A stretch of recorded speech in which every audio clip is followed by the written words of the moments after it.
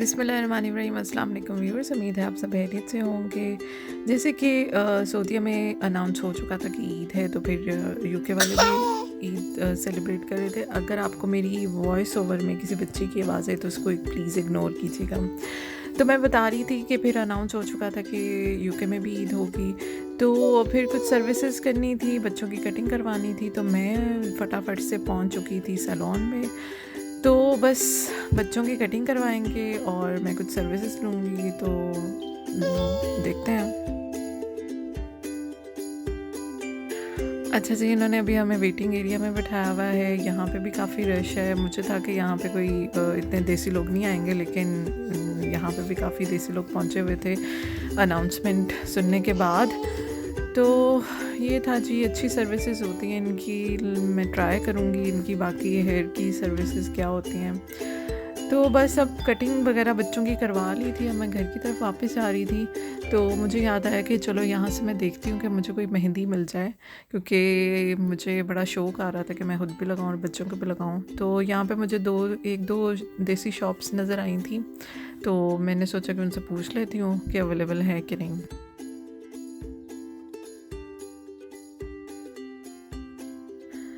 अच्छा जी, ये मैं एक देसी शॉप में आई थी, इंडियन शॉप थी, तो मुझे होपफुली यही था कि यहाँ से मिल जाएगी, लेकिन उन्होंने तो बड़ा साफ सा जवाब दे दिया कि हम मेहंदी नहीं रखते।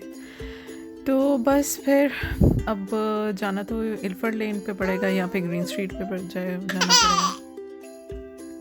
वैसे तो मेरी बेटी आराम से बैठी हुई है, खेल रही है, तो जैसे मैं वॉइस ओवर करना शुरू करती हूँ तो वो आवाज़ें निकालना शुरू कर देती है, रोने लग जाती है। पता नहीं अब क्या उसको मसला है।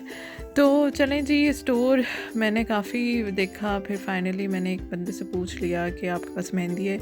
तो मैंने उससे कहा कि मुझे कौन चाहिए, कौन। तो उसने कहा कि स्वीट कॉर्न, और वो मुझे स्वीट कॉर्न के कैंस दिखाने लगे।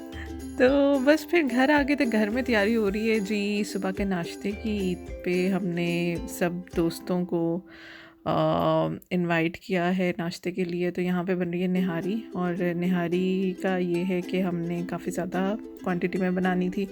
तो अब ये मुझे लग रहा है कि मेरे पास सबसे बड़ा पतीला तो यही था, तो मुझे लग रहा है कि ये भी छोटा है।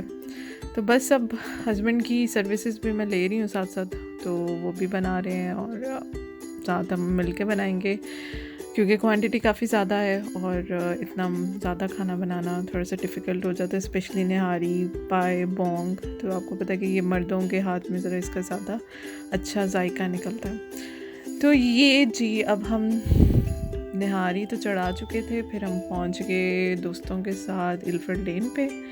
तो इल्फर्ड लेन पे वही रश, और आपको पता है कि 9-10 बजे के बाद वैसे ही लड़कों की बहुत ज़्यादा गैदरिंग हो जाती है।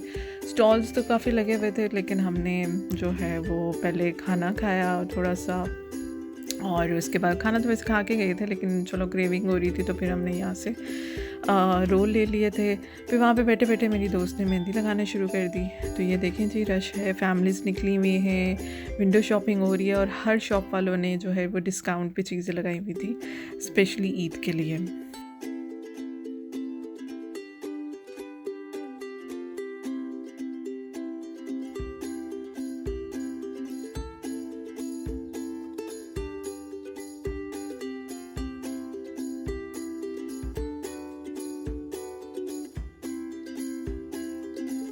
ये जी, काफ़ी विंडो शॉपिंग करने के बाद फाइनली हमने कहा, सोचा कि कुछ ले ही लेते हैं। तो फिर ये ब्रेसलेट्स कुछ अच्छी सी नज़र आई थी, तो फिर हमने सबने एक एक बाय कर ली, और बस ऐसे ही टाइम वेस्ट कर रहे थे, इंजॉय कर रहे थे। और फिर हमने कुल्फ़ी को इंजॉय किया मीठे में। तो बस ये सब कुछ चल रहा था। फिर इल्फर्ड लेन हमने सारा वॉक अराउंड किया, और स्टॉल्स लगे हुए थे मेहंदी के, काफ़ी लेडीज़ जो है वो मेहंदी लगा रही थी। तो अच्छा इन्वायरमेंट था, पीसफुल इन्वायरमेंट था, और मज़ा भी आ रहा था।